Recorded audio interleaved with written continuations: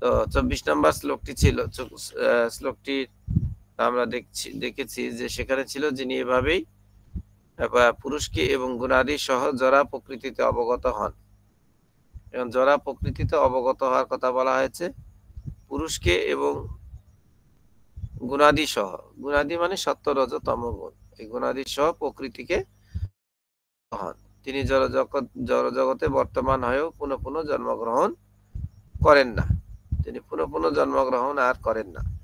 সেখানে আমরা তাৎপর্য থেকে পেয়েছিলাম যে এখানে জ্ঞান পেয়েছিলাম যে আত্মা ও পরমাত্মা সম্পর্কে যথার্থভাবে উপলব্ধি, এটা পেয়েছিলাম।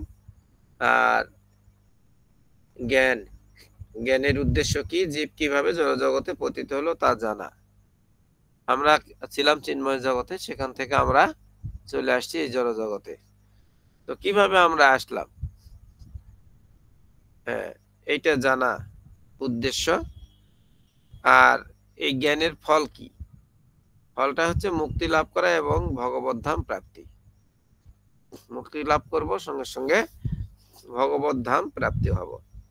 তো সেখানে বলা হয়েছিল আমাদের স্বরূপ কি, জীবের স্বরূপ হয় কৃষ্ণের নিত্য দাস। তো সেটা স্বরূপটা উপলব্ধি কিভাবে হবে, সাধু শাস্ত্র এবং গুরু সদ্গুরুর সান্নিধ্যে থেকে।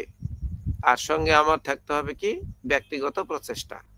তাহলে সাধু শাস্ত্র গুরুদেব, তার সঙ্গে আমার ব্যক্তিগত প্রচেষ্টা। হ্যাঁ, আর কি, আর একটা স্বরূপ উপলব্ধি করার আর একটা পথ হচ্ছে যে শ্রীকৃষ্ণ যেভাবে বর্ণনা করেছেন, পরম পুরুষোত্তম ভগবান শ্রীকৃষ্ণ যেভাবে বর্ণনা করেছেন ঠিক সেভাবে উপলব্ধি করে কৃষ্ণ ভাবনায় ব্যবহার করা। উপলব্ধি করব, আর সেটা কি করব, উপলব্ধি করে এটা কি করব, কাজটা কি, উপলব্ধি করে আমরা সেই কাজটা হলো কৃষ্ণ ভাবনায় আমরা ব্যবহার করব। তো আমরা আজকের শ্লোকে আমরা যেটা পাবো সেটা হচ্ছে বিভিন্ন যোগের কথা বলা হয়েছে। এই বিভিন্ন যোগ অবলম্বনের মাধ্যমে উপলব্ধি লাভ করতে পারি। বিভিন্ন যোগের মধ্যে আমাদের বলা হয়েছে, এখানে বলা হয়েছে যে ধ্যানের মাধ্যমে, তাহলে পরমাত্মাকে ধ্যানের মাধ্যমে দর্শন করেন। আবার কেউ সাংখ্য যোগের মাধ্যমে, সাংখ্য যুগের দ্বারা। এই সাংখ্য যুগের দ্বারা এটা কি, হ্যাঁ, যদি কেউ একজন বলতে চান যে এই সাংখ্য যুগের দর্শন, একটা আমরা পেয়েছি, ওখানে পেলাম যে ধ্যানের দ্বারা। তাহলে ধ্যানটা আমরা বুঝি, হরে কৃষ্ণ প্রভু সাংখ্যযোগের মাধ্যমে আমাদের বলা হয়েছে, হ্যাঁ, তিনটা যোগের, একটা হচ্ছে ধ্যান যোগ। তো আমরা ধ্যান যোগে পেয়েছি যে কি, ধ্যান যোগে আমরা পেয়েছি যে সেখানে যম, নিয়ম, আসন, প্রাণায়াম, প্রত্যাহার, তারপরে ধ্যান ধারণা সমাধি। তো এখানে ধ্যান যোগ বা অষ্টাঙ্গ যোগের কথা বলা হয়েছে, এটা আমরা পেয়েছি। তো এখন এই যোগী যারা ধ্যান যোগী, তারা কি করেন, তারা পরমাত্মাকে ধ্যানের মাধ্যমে তারা উপলব্ধি করেন।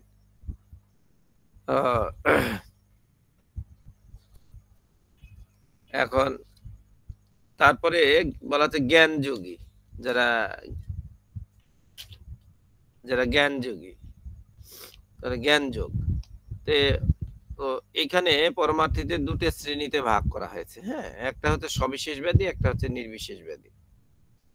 সবিশেষ ব্যাধি, নির্বিশেষ ব্যাধি, একটা সাকার আর একটা হচ্ছে নিরাকার, এই দুটি।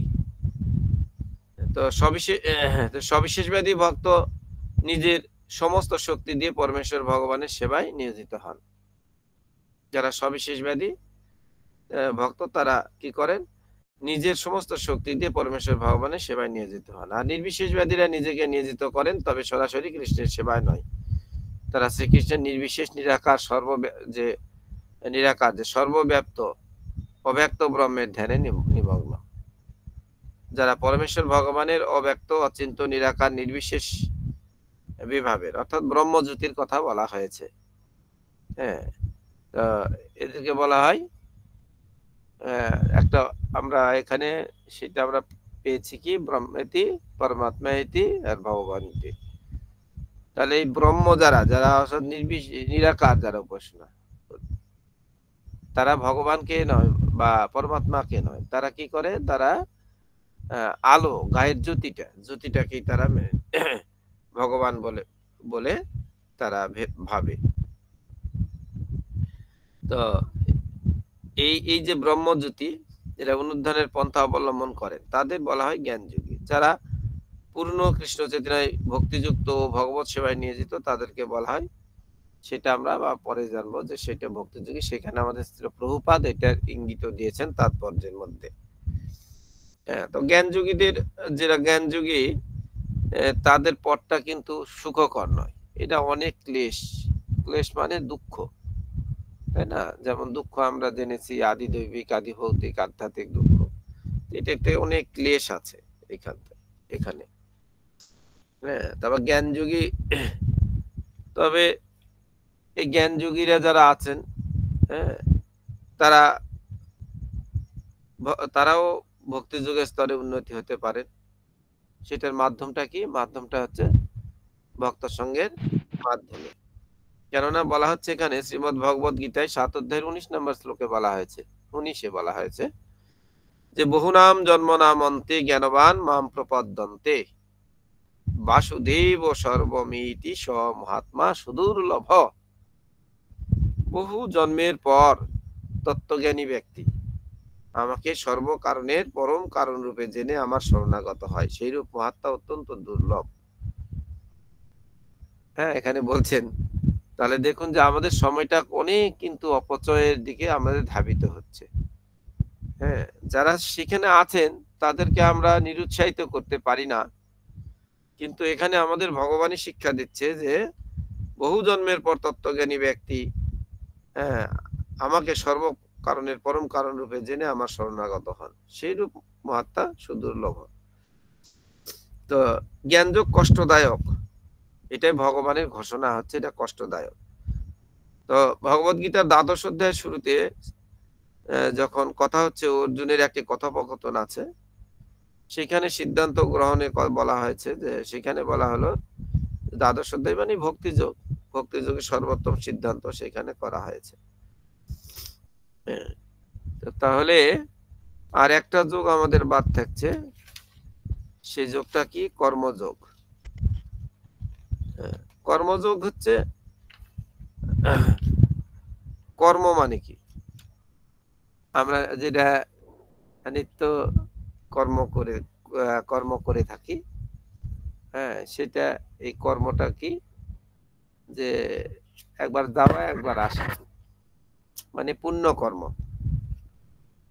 পুণ্য কর্ম করলে কি হবে? একবার স্বর্গে যাব, সেখানে স্থান হবে, তাই না? স্থান হবে স্বর্গে। স্বর্গে যাওয়াটা আমাদের কিন্তু লস আইটেম। আমরা যেটাকে মেনে নিচ্ছি, যে আমরা এখন দেখি যে এখন পর্যন্ত বিভিন্ন আমাদের নিমন্ত্রণ পত্রে আমাদের দেওয়া হয় অক্ষয় স্বর্গ লাভ, হ্যাঁ, বা স্বর্গবাসী হন, এইরকম আমাদের বলা হয়। তো এইটা আমাদের কিন্তু লস আইটেম এই কারণেই যে আমরা স্বর্গে গেলে আমাদের 6 মাস আর দেবতাদের 1 দিন, তাহলে অনেক সময় অতিবাহিত করতে হবে স্বর্গে যাওয়ার জন্য। তো সেটা হচ্ছে পুণ্য কর্মের মাধ্যমে। আবার এখানে পুণ্য কর্ম করতে করতে এখানে কিছু বিকর্ম হয়, বিকর্ম করলে আমাদের নরকে যেতে হবে। আমাদের ভাগবতে অনেক বর্ণনা আছে, 28টা নরকের কথা বর্ণনা আছে সেখানে। তো সেখানে অনেক কষ্ট দুঃখ, আমাদের যাতনার শরীর হবে সেখানে। হ্যাঁ, আমরা মরবো না, কিন্তু যাতনা পাবো সেখানে অনেক, যে পাপের মাত্রা অনুযায়ী সেখানে আমাদের শাস্তি প্রদান করা হবে। তাহলে আমরা এখানে বুঝতে পারছি যে আমাদের স্বর্গ না নরক না, তাহলে আমাদের উদ্দেশ্যটা, আমাদের কাজটা কি? উদ্দেশ্যটা কি? আমাদের বিকর্ম করা। বিকর্ম মানে ভগবত কর্ম করা। হ্যাঁ, ফলাকাঙ্ক্ষা মুক্ত কর্ম, ফলাকাঙ্ক্ষা মুক্ত কর্ম, অর্থাৎ কর্মটাকে আমাদের কি করতে হবে, যোগ করতে হবে, কার সঙ্গে, ভগবানের সঙ্গে যোগ করে দিতে হবে। হ্যাঁ, এখন এই কর্ম আমাদের বলা হয়েছে যে শ্রীমদ্ ভগবত গীতায় এটা বললেন 3 অধ্যায় 9 নাম্বার শ্লোকে আমাদের বলা আছে সম্বন্ধে যে যজ্ঞার্থাৎ কর্মণ অন্যত্র লোকয়ম কর্ম বন্ধন তদর্থম কর্মকন্তেয় মুক্ত সঙ্গ সমাচর, অর্থাৎ বিষ্ণুর প্রীতি সম্পাদনের জন্যই কর্ম করা উচিত, তা না হলে কর্মজীবকে জড় জগতের বন্ধনে আবদ্ধ করে। তাই হে কুন্তেয়, ভগবানের সন্তুষ্টি বিধানের জন্য কেবল তুমি কর্তব্য কর্মের অনুষ্ঠান করো, যার ফলে তুমি সদা সর্বদা জড়জগতের বন্ধন থেকে মুক্ত থাকতে পারবে। সেটাই আবার যে আমাদের যে পরম গুহ্যতম সেই গুহ্যতম আমাদের যে জ্ঞান দেওয়া হয়েছে রাজবিদ্যা যোগে, তো সেইখানে 27 নম্বর শ্লোকে সে কথা বলা হয়েছে যৎ করসি যতস্মাসি, হ্যাঁ, তুমি যা কিছু করো মদ অর্পণম, মানে আমাকে অর্পণ করো। হ্যাঁ, সে কথাটাও এখানে আমরা পাই। তো সমস্ত কর্ম শ্রীকৃষ্ণের সন্তুষ্টি বিধানের জন্য যোগ্য হিসাবে সম্পাদন করা হচ্ছে কর্মফলের বন্ধন হতে প্রকৃত মুক্তি। কর্মযোগের প্রকৃত এটাই কৌশল, কর্ম কৌশল বলা হয়, কৌশল। তো এই কৌশলটা আমাদের জানতে হবে। কৌশল যদি না জানি তাহলে আমরা রক্ষা করব কি করে? এখন আমাদের তো চারিদিকে আমরা দেখছি যে আমাদের চারিদিকে আমরা কি দেখছি, কামের প্রভাব চারিদিকে। একটা 2 মাস 3 মাস 4 মাসের শিশু থেকে একটা 70 বছরের বয়স্কা বা বৃদ্ধা, কেউই আমাদেরকে কিন্তু এই হাত থেকে কেউ রক্ষা পাচ্ছে না। হ্যাঁ, আজকে পাচ্ছে না। তার জন্য কৌশলটা আমাদের থাকতে হবে। সেই কৌশলটা আমাদের শাস্ত্রীয়ভাবে আমরা পাচ্ছি যে 3 গুণের একটা ব্যাপার আছে, সত্য রজ তম গুণের আমাদের এই জড়জগতে। এই 3 গুণের যে খেলা, 3 গুণের যে প্রাধান্য, এই গুণটি আমরা যদি জেনে থাকি যে কার মধ্যে কিভাবে, মানে আমরা বলি না যে মুখ আমার আয়না, মুখমণ্ডলের দিকে তাকালেই আমরা বুঝে যাব তখন যে সে কোন গুণের মধ্যে অবস্থান করছে। হ্যাঁ, এটা অভিজ্ঞতার মাধ্যমে বা এটা আমরা জানতে পারবো।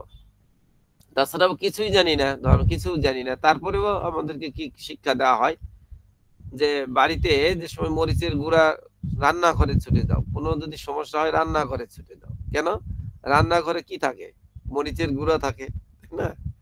হ্যাঁ, মরিচের গুঁড়োটা সেটাও আত্মরক্ষার একটা সেটা একটা কৌশল, আত্মরক্ষার এইটাও একটা কৌশল।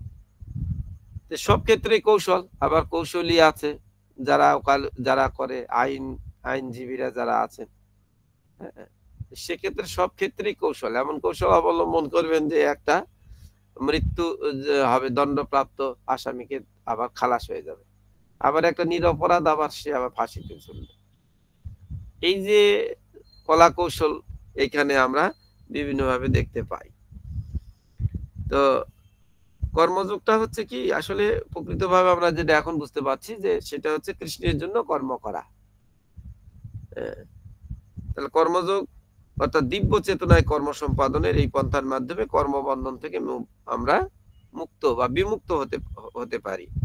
পরমেশ্বর ভগবানের প্রতি আমাদের হৃদয়স্থ যে সুপ্ত প্রেম ক্রমশ অভিব্যক্ত হতে থাকে। এই ধরনের যোগকে সেটাই নিষ্কাম কর্ম বলা হচ্ছে। ফলের আকাঙ্ক্ষা বর্জিত যে কর্ম, ফলাকাঙ্ক্ষা বর্জিত যে কর্ম, অর্থাৎ ইন্দ্রিয় তৃপ্তির বাসনা রহিত কর্ম, ইন্দ্রিয় তৃপ্তির বাসনা রহিত যে কর্ম, সেইটাই হচ্ছে নিষ্কাম কর্ম। তা আমাদের ইন্দ্রিয়গুলি তো যখন ইন্দ্রিয়গুলির প্রাধান্য হয় তখন কি হয়, ইন্দ্রিয় তখন আমাদের মধ্যে তখন অস্থিরতা চলে আসে। এই তো সেটাই, সেই ইন্দ্রিয়গুলিকে আমাদের কি করতে হবে, ইন্দ্রিয়গুলিকে আমাদেরকে ভগবানের সেবায় নিয়োজিত করতে হবে। অম্বরীশ মহারাজের উদাহরণ বারবার দেওয়া হয়। প্রেম ভক্তির মহাজন শ্রী নরোত্তম দাস ঠাকুর বলেছেন, কাম কৃষ্ণ কর্মার্পণে, ক্রোধ ভক্ত দেশী জনে, লোভ সাধু সঙ্গে হরি কথা, সাধু সঙ্গে হরি কথা, লোভ এটা। তো দেখুন যে কিভাবে আমরা ইন্দ্রিয়গুলিকে আমরা নিয়োজিত করতে পারি। যেভাবে যিনি কর্ম করেন তিনি তার সমস্ত কৃত কর্মের ফল নিজেই ভোগ করার পরিবর্তে ভগবানকে সমর্পণ করেন, তাহলে আর কোনো অসুবিধা নেই। তারপর ভগবানের প্রতি যদি আমরা সেটা সমর্পণ করতে পারি তাহলে সেটার সমস্যা নেই। ভগবান শ্রীকৃষ্ণ আমাদের উপদেশ দিয়েছেন যে সমস্ত জীব সত্তা, তার কি জীব সত্তাটা কার? তার অবিচ্ছেদ্য অংশ। অবিচ্ছেদ্য অংশ মানে কি? তাকে আলাদা করা যায় না, অবিচ্ছেদ্য অংশ। মম এব জীবলোক জীবভূত সনাতন, মানে ক্ষুদ্র বিভিন্নাংশ। তাহলে অংশের কর্তব্য কি? পূর্ণের সেবা করা। একটি পূর্ণাঙ্গ দেহের নানা অঙ্গ প্রত্যঙ্গ রয়েছে, যেমন হাত, পা, চোখ, কান ইত্যাদি।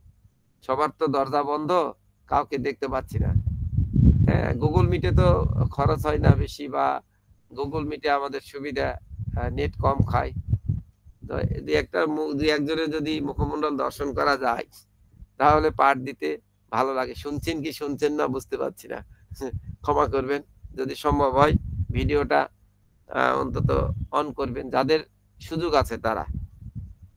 একটি পূর্ণাঙ্গ দেহে নানা অঙ্গ প্রত্যঙ্গ রয়েছে, যেমন হাত, পা, চোখ, কান। হাত, পা, চোখ, কান এগুলি আছে না?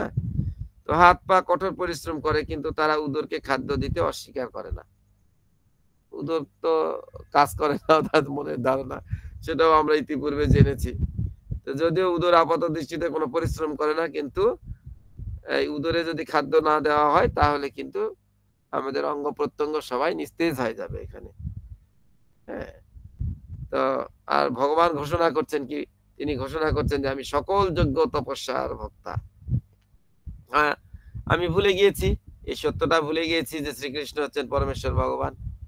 আর কৃষ্ণ ভুলি যে জীব অনাদি বহির্মুখ, মায়া তারে দেয় সংসার দুঃখ। যেই মাত্র কৃষ্ণ বলে গেল, অমনি মায়া তারে জাপাটিয়া ধরলো, মানে জাপাটিয়া ধরে, মানে জাপটে ধরে আর কি। হ্যাঁ, তো সমস্ত জীবসত্তা হচ্ছে তার নিত্য সেবক। সেজন্য পরমেশ্বর ভগবানের সেবায় আমাদের দেহেন্দ্রিয় ও মনকে নিয়োজিত করার পরিবর্তে আমরা নিজেরাই ছোট ছোট ভগবান সেজেছি। আমরা নিজেরাই ভগবান সেজে গেছি না, ভোক্তা হয়ে গেছি। ভোক্তা হতেই তো এসেছি। হ্যাঁ, ভোক্তা হতেই এসেছি, তাই নিজে ভোক্তা হয়ে গেছি। কিন্তু সেইটা আমাদের ধারণাটা সঠিক নয়। আমি হচ্ছে সেবক। সেবক যদি ভোক্তা হতে চায় তখন বিশৃঙ্খলার সৃষ্টি হয়। আর এই জড়জগতে এই ভোক্তা হয়ে ভোগ করার চেষ্টা করছি। আর এটাই হচ্ছে মায়া। মায়া মানে নেই কিছু, এখানে কিছু নেই মায়া। যাতে সংসার সংসার সংসার সংসার করছি, ভালো সংসার করছি, বাড়ি করছি, দালান করছি, করছি, ব্যবসা করছি, আর করছি, ওরে অর্থ জমা করছি, আর করছি। হ্যাঁ, কিন্তু কি আমরা দেখা যাচ্ছে বৃদ্ধাশ্রম, হ্যাঁ, শেষে আর সন্তানেরা দেখতে পাচ্ছে না। বুঝতে পেরেছেন? তো কি এখানে আমাদের আছে, এখানে তখন বুঝতে পারি। আবার যদি এত করছে আমাকে দ্বারা চলবে না, আমিও ভাবছি যে আমাকে দ্বারা চলবে না, কিন্তু আমি যদি 2 মাস 3 মাস বিছানায় পড়ে থাকি তখন বুঝতে পারা যাবে এটাকে। হ্যাঁ, এটা মরে না কেন? হ্যাঁ, এটা বাস্তবিক, এটা বাস্তবকে আমরা অস্বীকার করতে পারি না কেউ, এটাই বাস্তব। তখন আমরা বুঝতে পারবো। যখন হসপিটালে যাই তখন আমরা বুঝতে পারি, যখন আমরা শ্মশানে যাই তখন আমরা বুঝতে পারি। মাঝে মাঝে যাওয়া উচিত শ্মশানে বা হসপিটালে, এগুলোতে গেলে আমাদের অনেক অনেক কিছু আমাদের চেতনার পরিবর্তন হতে পারে। তো ভগবান আবারও বলছে, হে মহাবাহু, তত্ত্বজ্ঞ ব্যক্তি ভগবত ভক্তিমুখী কর্ম ও সকাম কর্মের মধ্যে পার্থক্য ভালোভাবে অবগত হয়ে কখনো ইন্দ্রিয় সুখ বা ভোগাত্মক কার্যে প্রবৃত্ত হয় না। 3 অধ্যায় 28 নম্বর শ্লোকে এই কথাটি বলা আছে। আর মদ অর্পণম, সেটা তো আমরা বলেছি। আর কর্তব্য কর্ম করার জন্য উত্থিত হও। হে অর্জুন, তুমি যুদ্ধ করো, তোমার কর্তব্য কর্ম তুমি সম্পাদন করো। এইভাবে আমরা দেখতে পাচ্ছি যে এই যে আজকের যে শ্লোক, সেই শ্লোকটা আমরা দেখতে পাচ্ছি। তো এর আগে এই শ্লোকে একটু প্রভুপাদ দেখুন সুন্দর একটা ধারণা দিয়েছেন যে আমরা কয়টি তত্ত্ব পড়েছিলাম শঙ্করী পালমাতা, আমরা কয়টি তত্ত্ব পড়েছিলাম? উপাদান আমরা পড়েছিলাম আমাদের জ্ঞানেন্দ্রিয়, কর্মেন্দ্রিয়, ইন্দ্রিয়ের বিষয়। হরে কৃষ্ণ প্রভু, 24টা তত্ত্ব। প্রণাম প্রভু। 24টা তত্ত্বর কথা আমরা শ্রবণ করেছিলাম। আর সবাই এইটাও তো জানতে পারবেন, এটা কিন্তু আপনাদের উপলব্ধি করা প্রত্যেকেরই এটা সহজ উপলব্ধি করা। হ্যাঁ, 5টা জ্ঞানে 5টা হচ্ছে কর্মেন্দ্রিয়, তাই না? কর্মেন্দ্রিয় গুলো আমাদের জানা দরকার, এটা আবার ডিটেলস আর বলার প্রয়োজন নেই। যেটা দিয়ে কর্ম করি, হাত দিয়ে কর্ম করি, পা দিয়ে, তাই না, মুখ দিয়ে বলি, পায়ে উপস্থ। আবার জ্ঞানেন্দ্রিয় গুলো আমাদের কি আছে? চক্ষু, কর্ণ, নাসিকা, জিহ্বা, ত্বক, এগুলো দিয়ে জ্ঞান আমরা আহরণ করি, জ্ঞানেন্দ্রিয়। আবার ইন্দ্রিয়ের 5টা বিষয় আছে, রূপ, রস, গন্ধ, স্পর্শ, শব্দ তো আছে। এভাবে আমাদের দেহটা কি দিয়ে তৈরি হয়েছে? পঞ্চমহাভূত দিয়ে, কৃতি, অপ, তেজ, মরুদ্গম। আর সূক্ষ্ম দেহ হয়েছে মন, বুদ্ধি, অহংকার। আর একটা আছে সত্য, রজতম গুণের যে মিশ্রিত, তাকে প্রধান বলা হয়েছে আর কি, সপ্তম অধ্যায়ে এটা বলা হয়েছে, তাকে প্রধান। এই নিয়ে 24টা তত্ত্ব। কিন্তু এখানে আমরা ভাগবতে এটা পেয়ে যাব। তো এখানে ছিল প্রভুপাদ, কিন্তু আজকে তাৎপর্য বলেছে যে আরো 2টি তত্ত্বের কথা বলেছে। খেয়াল করেছেন কিনা? অবশ্যই খেয়াল করেছেন। আরো এখানে 2টি তত্ত্বের কথা বলা হয়েছে। সেই 2টি তত্ত্ব কি? একটা হচ্ছে পরমাত্মা। তাহলে কটা হলো? 25। 24 থেকে আমরা 25-এ পা দিলাম, তাহলে 26-এ কি হবে একজন বলুন? আত্মা। আত্মা। হরে কৃষ্ণ প্রভু প্রণাম। আত্মা। আত্মা 26 নম্বরে আত্মা হবে না? প্রধান প্রভু, প্রধান। প্রধান তো হয়ে গেছে। এখানে দেখুন, এখানে তাৎপর্যটাতে একটু লক্ষ্য করবেন। এখানে তাৎপর্যতে এখানে একটু বলেই দেওয়া আছে এটা। হ্যাঁ, 24টি তত্ত্বরূপে বিশ্লেষণ করেন কারা? নাস্তিক, সাংখ্য, দার্শনিকরা জড়জগৎকে 24টি তত্ত্বে বিশ্লেষণ করে এবং তারা জীবাত্মাকে পঞ্চবিংশতি তত্ত্বরূপে বিশ্লেষণ করে। জীবাত্মাকে বলা হলো 25 নাম্বার। হ্যাঁ, আমাদের পরমানন্দ গোপেশ দাস প্রভু বলেছেন, সুন্দর।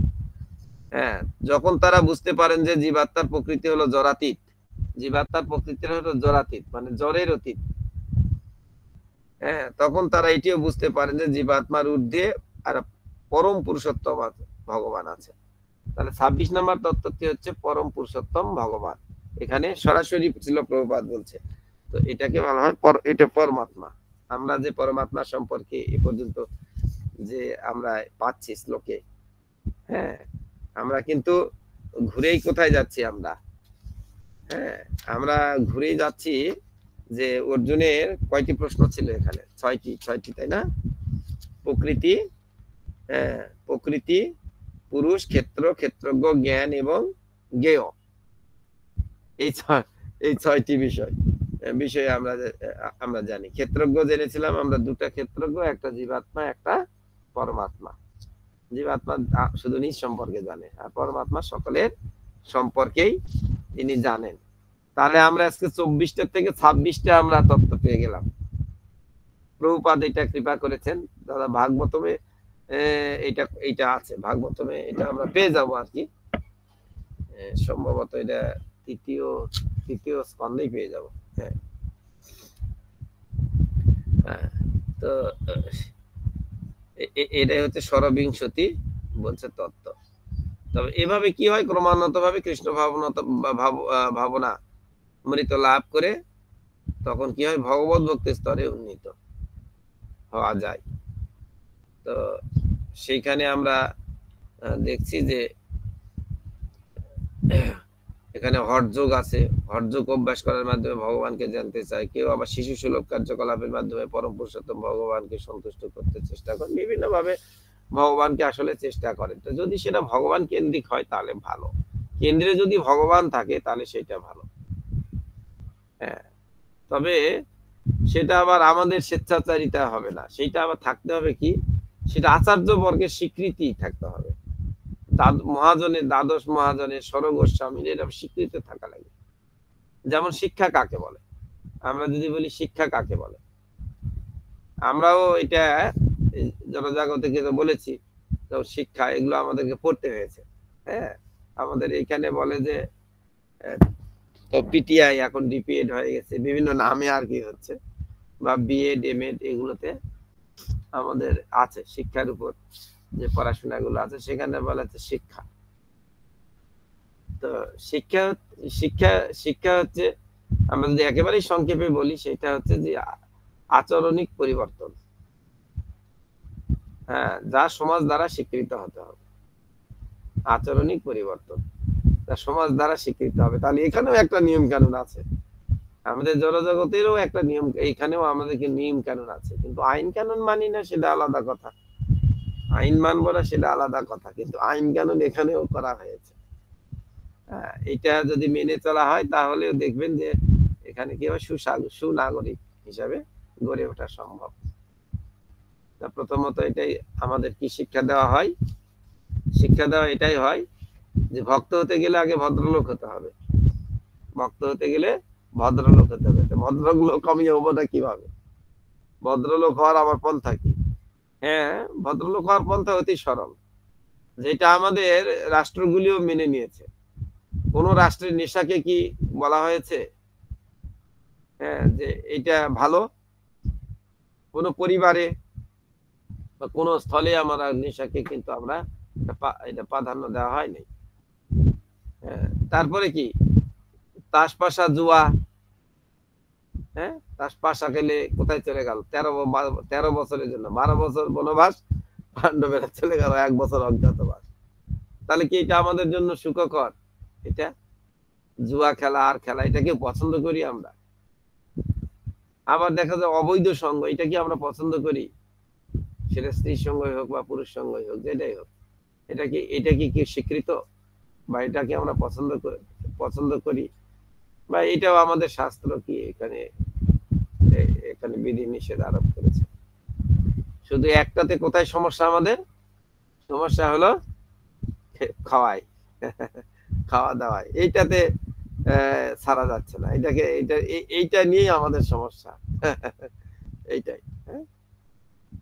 তো আমরা আমরা বুঝতে পারছি না যে জীব, একটা জীব আর একটা জীবকে দেখুন, তার জন্য খাদ্য হিসাবে ব্যবহার করা হয়েছে, খাদ্য শৃঙ্খল এটা ব্যবহার করা হয়েছে, কিন্তু মানুষটা আসলে আলাদা, মানুষের বিষয়টা আলাদা, কারণ মানুষের জ্ঞান বিবেক বুদ্ধি সম্পন্ন, তারা এটা দিয়ে সৃষ্টি করা হয়েছে, হ্যাঁ, তাদের ব্রেন মেধা দেওয়া হয়েছে, সেখানে আমরা আমরা করতে পারি না। সেখানে বলা হচ্ছে ভগবান পত্রং পুষ্প ফলং তয়ম জমে ভক্তা প্রযচ্ছতি, তাই না? পত্রং পুষ্পং ফলং তয়ম, সেখানে কি বলা হয়েছে এখানে অমেধ্যগুলির কথা বলা হয়েছে না, ভগবান নির্দেশনা করছে। তাহলে ধর্ম কি? ধর্ম হচ্ছে সাক্ষাৎ ভগবত পরিকর, ভগবানের আইনটাই হচ্ছে ধর্ম। আর এই ধর্ম পালন করলে আমরা কি ছোট ছোট শিখি, এটা তো আমরা বলতে পারি না যে ভগবানের আইন কিরকম। ছোট ছোট শিশুদেরকে তখন বলা হয় যে কাজ করলে আমাদের মঙ্গল হয়, আমাদের ইহকালে শান্তি হয়, পরকালে শান্তি হয়, এটা আমরা বলি যে ইহকালে মানে এখানে, পরকালে মানে মরে যাওয়ার পরে যেখানে যাবো সেইখানে শান্তি হয়, সেটা হচ্ছে ধর্ম। তার মানে ভগবত পরিকর, ভগবান যেটা আইন করেছে সেইটা পালন করা। তো আমরা সঠিক পথে আমরা ধাবিত হচ্ছি। শুধু ভক্তবৃন্দ, আজকে যে লোকের আলোচনা, এই আলোচনা মধ্যে আমি চেষ্টা করেছি যে বিশ্লেষণ করা, তো প্রভুপাদই করেছেন, সেটাই আবার পুনরাবৃত্তি করেছি। কোনোটা ছুটে গেলে ক্ষমা করবেন, আর আপনাদের যদি বুঝতে অসুবিধা হয় প্রশ্ন করবেন, আবার উপলব্ধিও ব্যক্ত করবেন। আর উপলব্ধি ব্যক্ত করার সময় চেষ্টা করবেন যেন আমাদের প্রেমময় দামোদর দাস প্রভু কথাটি বারবার বলেন যে আপনারা অন্তত আগে না দরজা খুললেও আমরা যেন মুখমণ্ডলটা উপলব্ধি ব্যক্ত করার সময় বুঝতে পারি, তাহলেই কি হয়, আমাদের পাঠদান যারা করেন তারা কিন্তু সেটা ভালো উৎসাহ পান আর কি, তারা উৎসাহ পান, আবার যারা আদার্স দেখছে তারা উৎসাহ পান। তো ধন্যবাদ সকলকে। বাঞ্ছা কল্পতরু ভৈষ্ণ কৃপা সিন্ধু বচ পতিতানাং পাবনেভ্যো বৈষ্ণবেভ্যো নমো নমঃ। তা আমাদের মাঝে হরে কৃষ্ণ প্রভু। প্রভু, আজকে আপনার পাঠ থেকে আমার এটাই উপলব্ধি যে আমাদের অন্তরে যে পরমাত্মা আছেন যিনি, তিনি তো সবার মধ্যে বিদ্যমান আছেন। এই মাত্রই আমাদের সন্তুষ্ট মাথার সাথে কথা হচ্ছিলেন যে কিভাবে আমরা বিভিন্ন ভাবে বুঝতে পারি যে সত্যিকারের সবসময় ভগবান আমাদের সাথে আছেন। এই মাত্রই মাতার সাথে কথা হচ্ছিল যে কি কিভাবে মিরাকেলের মাধ্যমে মাতা গেছেন, কি কি পরিস্থিতির মাধ্যমে গেছেন, তবুও তার যে বিশ্বাসটা তিনি হারাননি। তো এইরকম ভাবেই বুঝতে পারি যে যখন এরকম ভাবেই আমরা যখন শুদ্ধ ভক্তের সাথে আরো বেশি করে ভগবানের নিয়ে আলোচনা করব, যত আলোচনা করব তত ভগবানের প্রতি দৃঢ়তা আরো বেশি বাড়তে থাকবে। আর এই যে আমরা আলোচনা করে যাচ্ছি পরমাত্মার নিয়ে, তার যে উপস্থিতি সেটাকে আমরা আরো ভালোভাবে অনুভূতি করতে পারবো। প্রণাম প্রভু। হরি বল। সন্তুষ্ট শ্রীপদা দেবী দেশী মাতা হ্যান্ড রেজ করেছেন, মাতা বলুন। হরে কৃষ্ণ প্রভু, সশ্রদ্ধ প্রণাম। আজকের এই পাঠের থেকে আমি দেবীদাসী মাতার বাড়িতে এসেছি রিয়া মাতার সাথে দেখা করতে। আমি ক্লাসটা শ্রবণ করতে করতে আমি এতটুকু উপলব্ধি করতে পারলাম যে আমরা যে কালকে যে শ্রবণ করলাম যে পরমাত্মা যে আমাদের দেহে উপস্থিত আছেন তার বৈশিষ্ট্যগুলি, এবং এই পরমাত্মাকে বুঝতে গেলে, এই বৈশিষ্ট্যগুলি বুঝতে গেলে তার যে প্রসিডিওর গুলো, জ্ঞান যোগ, ধ্যান যোগ, এই যে সাংখ্য যোগের মাধ্যমে আপনি বলেন সাংখ্য যোগটা জ্ঞান যোগ, এই পদ্ধতি যখন অবলম্বন করব, এক একজন এক একটা পদ্ধতি অবলম্বন করে যে পরমাত্মার উপলব্ধি যা আছেন সেটা জানার জন্য কি কি উপায়ে পরমাত্মাকে বুঝতে পারবো, সেটাই আজকে ক্লাসের বিষয়বস্তু করবো। আপনার থেকে বুঝতে পারলাম, আর অনেক কিছু বললেন, এটা আমি জিনিসটা বললাম বলে আমার বলতে পারছি। শঙ্করী পাল মাতা। হরে কৃষ্ণ, প্রণাম প্রভু। প্রভু, আমি তোমার প্রবচন থেকে আমার সামান্য উপলব্ধি যে আমরা নিজেদেরকে সবসময় ভর্তা বলে মনে করি, তো এটা করলে আমরা কখনো ভক্তি জীবনে লাভ করতে পারবো না। তো আমি হচ্ছি সেবক, এই সেবক মনে করে আমাকে ভগবানের সেবা করতে হবে। আর আপনি বললেন যে সংসার করছি আমরা কত সুখে, কিন্তু আমাকে ছাড়া চলবে না, এটাও আমি উপলব্ধি করি যে আমাকে ছাড়া চলবে না, কিন্তু আমাদের এরকমটা